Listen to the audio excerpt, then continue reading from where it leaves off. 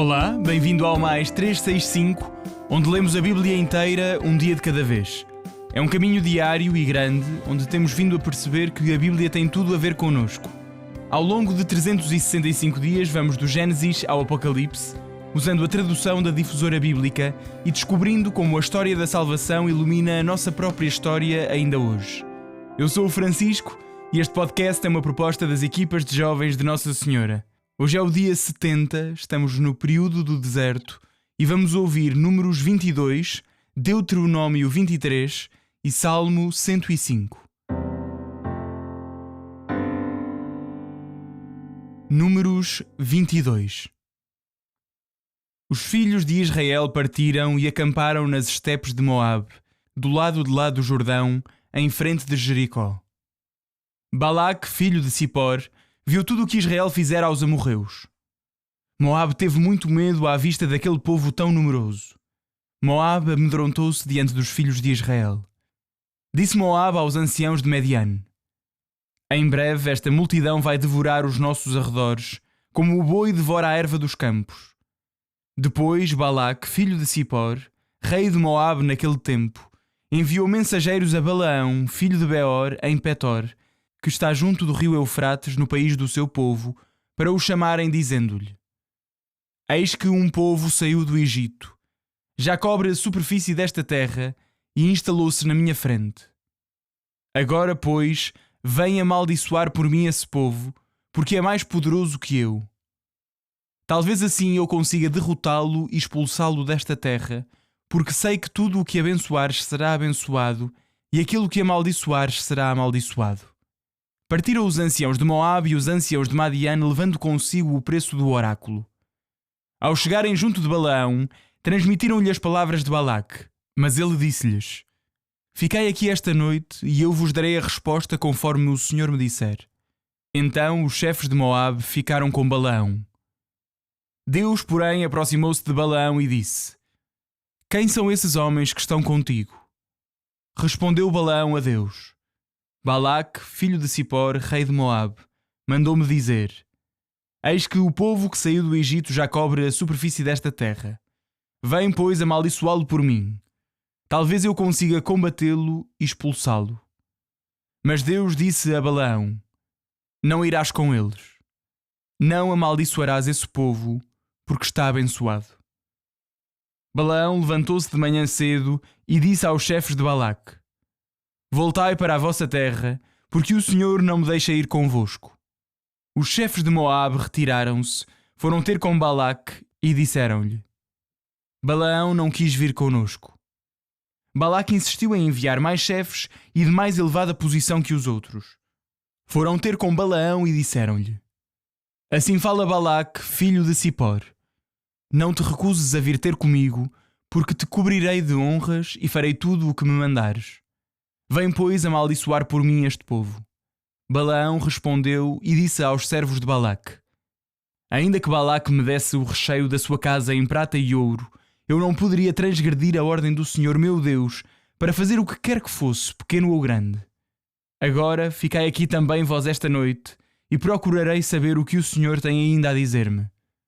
Deus veio ter com Balaão durante a noite e disse-lhe: já que esses homens vieram chamar-te, levanta-te, vai com eles, mas só farás o que te mandar. Levantou-se, pois, Balaão de manhã cedo, aparelhou a sua jumenta e partiu com os chefes de Moabe. Todavia, Deus irritou-se por ele ter partido, e o anjo do Senhor interpôs-se-lhe no caminho para o impedir. Ele ia montado sobre a sua jumenta, e os seus 2 criados iam com ele. A jumenta viu que o anjo do Senhor estava de pé no caminho, com a espada desembainhada na mão. Então a jumenta desviou-se do caminho, metendo-se pelos campos. Balaão vergastou a jumenta para a fazer voltar ao caminho. O anjo do Senhor interpôs-se de novo num carreiro de vinhedos, com o muro de um lado e do outro.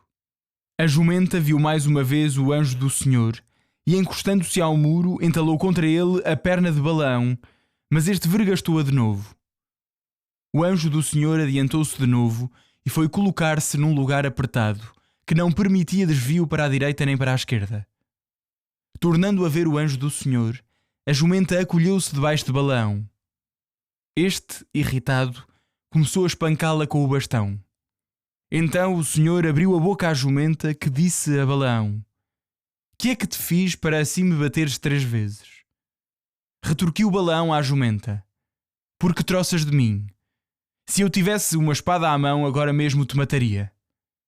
A jumenta retorquiu: Não sou eu a tua jumenta, na qual sempre tens montado até hoje? Estavas acostumado a que eu procedesse assim contigo? Ele respondeu: Não. Então o Senhor abriu os olhos de Balaão e ele viu o anjo do Senhor de pé no caminho, com a espada desembainhada na mão. Prostrou-se e adorou-o de rosto por terra. Disse-lhe o anjo do Senhor: Porque vergastaste 3 vezes a tua jumenta? Fui eu que vim para te impedir, porque esse caminho é contrário a mim. A jumenta viu-me e por 3 vezes se desviou de mim. Se ela não se tivesse desviado, talvez eu já agora te tivesse matado e a deixaria a ela viva. Balaão respondeu ao anjo do Senhor: Pequei, mas não sabia que tu estavas de pé diante de mim no caminho. Contudo, se isto é mau a teus olhos, voltarei para casa. O anjo do Senhor, porém, retorquiu a Balaão: Vai com esses homens, mas só dirás aquilo que eu te mandar dizer. E Balaão prosseguiu com os chefes de Balaque. Quando Balaque ouviu que Balaão tinha chegado, saiu-lhe ao encontro numa cidade de Moabe, que estava junto dos confins de Arnon, na extremidade da fronteira. Balaque perguntou a Balaão: Porventura não te tinha já mandado chamar? Por que não vieste ter comigo? Acaso as ofertas não eram suficientes para te honrar? Balaão retorquiu a Balaque: Eis-me aqui contigo. Agora, poderei dizer algo? Direi o que o Senhor puser na minha boca. Isso direi. Balaão seguiu com Balaque e chegaram a Quiriate-Huçote. Balaque sacrificou bois e ovelhas e mandou parte a Balaão e aos chefes que tinham vindo com ele. Sucedeu que de manhã cedo Balaque tomou Balaão e subiram a Bamote-Baal, de onde se avistava um extremo do acampamento do povo.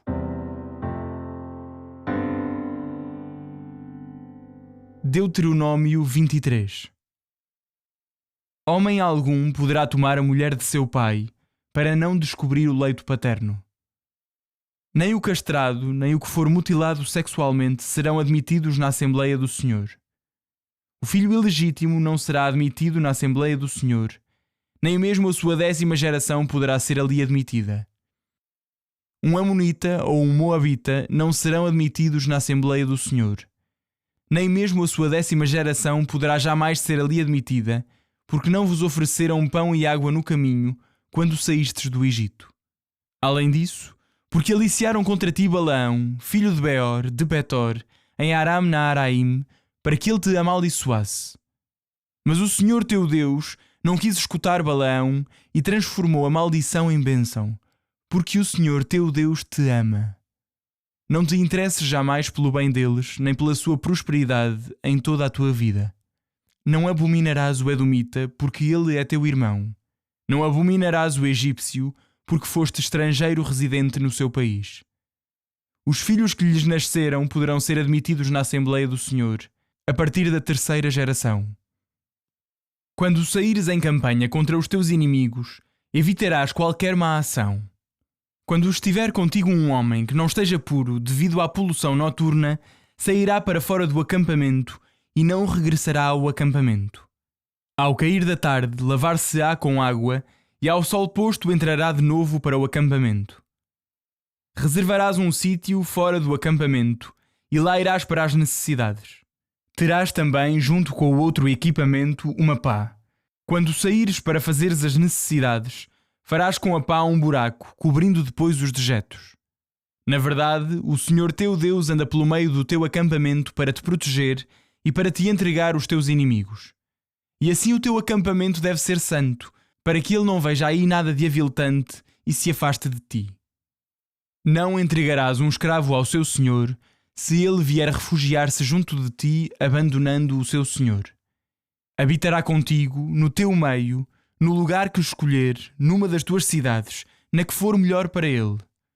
Não o explorarás. Não deve existir entre os filhos de Israel nem mulheres, nem homens dedicados à prostituição sagrada.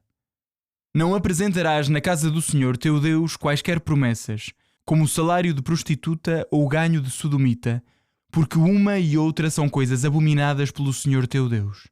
Não exigirás ao teu irmão juros de dinheiro, juros de comida ou juros de qualquer espécie. Poderás emprestar com juros a um estrangeiro, mas não ao teu irmão. Não lhe exigirás juros para que o Senhor teu Deus abençoe todos os trabalhos das tuas mãos na terra em que vais entrar para dela tomar posse. Quando fizeres um voto ao Senhor teu Deus, não tardes em cumpri-lo, porque o Senhor teu Deus te pedirá contas disso.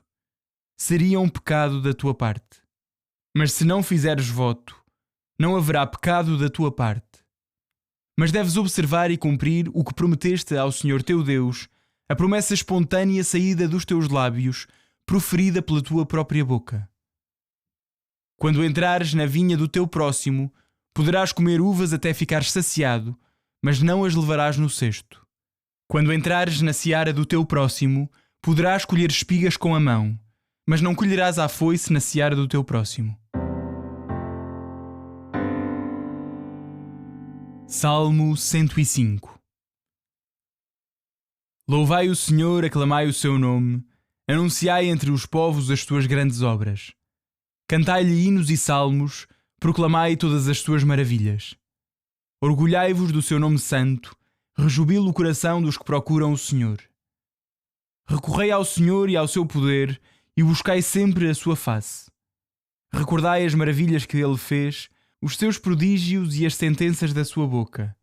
Vós, descendentes de Abraão, seu servo, filhos de Jacó, seu escolhido. É ele o Senhor, nosso Deus, e governa sobre a terra. Ele recordará sempre a sua aliança, a promessa que jurou manter por 1000 gerações, o pacto que fez com Abraão e o juramento que fez a Isaque. Confirmou-o como um preceito para Jacó, como uma aliança eterna para Israel, quando disse: Dar-te-ei a terra de Canaã, como a parte que vos cabe em herança. Vós éreis então um pequeno número, uma minoria de estrangeiros no país, emigrado de nação em nação e passando de um reino para o outro. Ele não permitiu que alguém os oprimisse e castigou reis por causa deles. Não toqueis nos meus ungidos, não maltrateis os meus profetas.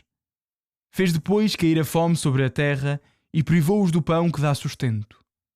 Enviou diante deles um homem, José, que foi vendido como escravo.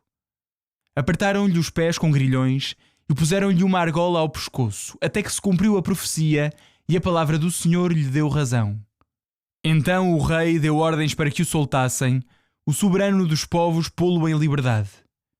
Nomeou o mordomo da sua casa e administrador de todos os seus bens, com poderes para instruir os seus príncipes e para ensinar a sabedoria aos anciãos. Foi então que Israel entrou no Egito e Jacó foi viver no país de Cam. Deus multiplicou grandemente o seu povo e tornou-o mais forte que os seus inimigos. Mudou-lhes o coração e eles odiaram o povo de Deus e trataram com perfídia os seus servos.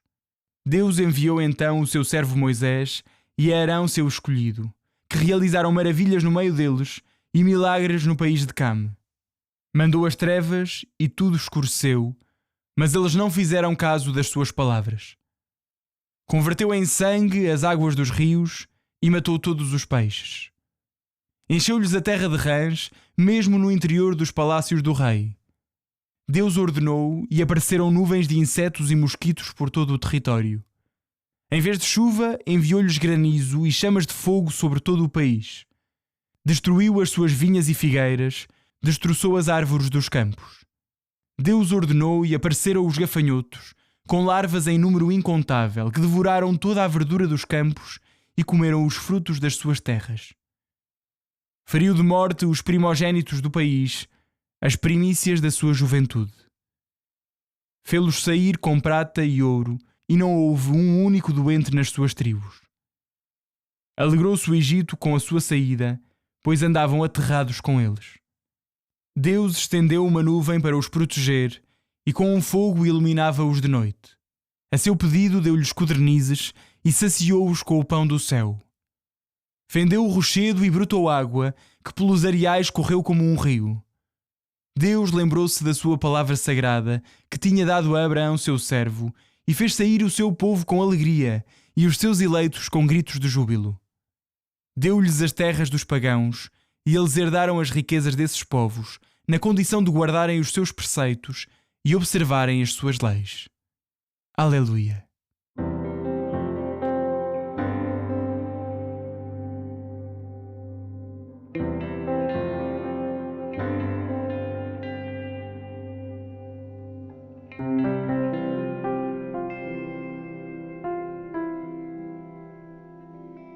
Olá, eu sou o Padre Tiago Fonseca, das equipas de jovens de Nossa Senhora. É muito bom poder acompanhar-vos na leitura dos textos bíblicos nesta proposta do podcast Mais 365. Acreditamos verdadeiramente num Deus que nos ama e que quer falar connosco para se dar a conhecer, para nos dizer quem nós somos e para nos indicar a sua vontade, o que Ele quer de nós. Como Nossa Senhora, também nós, espantados, desejamos acolher a palavra de Deus, a tua palavra, Senhor, dizendo: faça-se em mim, segundo a vossa palavra. No capítulo 22 do livro dos Números, já estamos na quarta e última parte do livro, já nas planícies de Moab. Neste capítulo surge a figura de Balaão, um profeta estrangeiro que o rei moabita Balac vai chamar para maldizer o povo de Israel. Havia então a ideia de que se um profeta ou adivinho proferisse uma maldição, isso tornar-se real, isso aconteceria. Balac tenta então comprar os serviços de Balaão para, deste modo, derrotar o exército de Israel. Porém, Balaão começa por recusar esse chamamento de Balac. Ainda que Balac me desse o recheio da sua casa em prata e ouro, eu não poderia transgredir a ordem do Senhor meu Deus para fazer o que quer que fosse. É curioso ouvir estas palavras de Balaão, porque ele não era israelita e não profetizava ao serviço do povo de Israel. Mas neste caso, ele também vai receber dons proféticos e, inspirado por Deus, em vez de maldizer Israel, vai abençoar o povo escolhido para desagrado de Balac. O episódio com a jumenta, que ouvimos há bocadinho, também tem alguma ironia. Não deixa de ter graça que o animal seja capaz de perceber primeiro e melhor os desígnios de Deus do que o suposto profeta Balaão. Vemos aqui também uma certa desqualificação do próprio profeta. Este episódio é comentado na segunda carta de Pedro como exemplo de um falso profeta. E também surge essa referência no livro de Deuteronômio. Em tudo isto, compreendemos que o papel do profeta não é dizer aquilo que é agradável, aquilo que todos querem ouvir, mas sim aquilo que é verdade. A missão da profecia não se pode comprar, não se pode vender. É uma tentação frequente que também experimentamos agora na nossa própria vida. De facto, pelo batismo, cada um de nós é profeta. E recebemos esse dom profético para falar em nome de Deus e para falar de Deus, para evangelizar. Porém, somos frequentemente tentados a omitir a exigência do Evangelho, com receio da reação dos outros ou da sua incompreensão. Mas o Espírito Santo sopra onde quer. Até soprou em Balaão. Já no capítulo 23 do livro do Deuteronômio, além da breve referência ao profeta Balaão, como já disse, apresentam-se um conjunto de leis e preceitos relativos à prática religiosa, à higiene, ao trato com os escravos, aos crimes sexuais e outras leis várias. Destaco a proibição dos eunucos como forma de rejeição de uma prática comum para as religiões cananeias vizinhas, onde se realizavam mutilações de órgãos sexuais e outras práticas que, infelizmente, ainda hoje acontecem em certas comunidades politeístas pagãs. Do mesmo modo, há uma rejeição clara da prostituição do corpo, nem mesmo para fins religiosos, como os cananeus faziam. Deste modo, vamos acompanhando uma progressiva consciência da importância do corpo humano, com a sua dignidade de homem e de mulher, como um lugar teológico, como um lugar e como alguém que merece todo o cuidado. Há uma íntima relação entre a pureza do corpo e o culto. Reparem que esta compreensão judaica do corpo choca com a visão pagã, que ou desvalorizava o corpo em favor apenas da alma ou do espírito, como se o corpo fosse uma prisão da alma, ou no outro extremo materialista, talvez mais contemporâneo, apenas valoriza o corpo e despreza o espírito, como se apenas o corpo importasse. O Papa João Paulo II, a este propósito, veio introduzir o conceito da teologia do corpo para compreendermos melhor a enorme dignidade do corpo, pois o Verbo fez-se carne e habitou entre nós. Deus assumiu o corpo. Também hoje, na senda do Papa São João Paulo II, precisamos de profetas que corajosamente anunciem a verdade relativamente à sexualidade e à visão cristã do corpo humano. Voltaremos a este tema das catequeses da teologia do corpo no próximo episódio. Senhor, obrigado por tantos sinais do teu amor e da tua fidelidade. Desculpa os nossos medos e a nossa desconfiança. Somos parecidos com o povo de Israel. Ajuda-nos e dá-nos coragem para ouvir a tua palavra e obedecer à tua santa vontade. Repetimos esta oração do coração a partir do Salmo 105. Recorrei ao Senhor e ao seu poder e buscai sempre a sua face. Recorrei ao Senhor e ao seu poder e buscai sempre a sua face. Amém.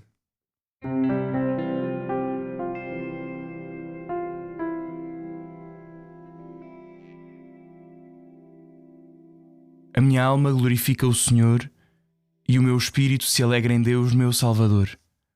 Porque pôs os olhos na humildade da sua serva, de hoje em diante me chamarão bem-aventurada todas as gerações. O Todo-Poderoso fez em mim maravilhas, santo é o seu nome. A sua misericórdia se estende de geração em geração sobre aqueles que o temem. Manifestou o poder do seu braço e dispersou os soberbos. Derrubou os poderosos de seus tronos e exaltou os humildes. Aos famintos encheu de bens e aos ricos despediu de mãos vazias. Acolheu a Israel, seu servo, lembrado da sua misericórdia, como tinha prometido a nossos pais, a Abraão e à sua descendência para sempre. Glória ao Pai, ao Filho e ao Espírito Santo, como era no princípio, agora e sempre. Amém.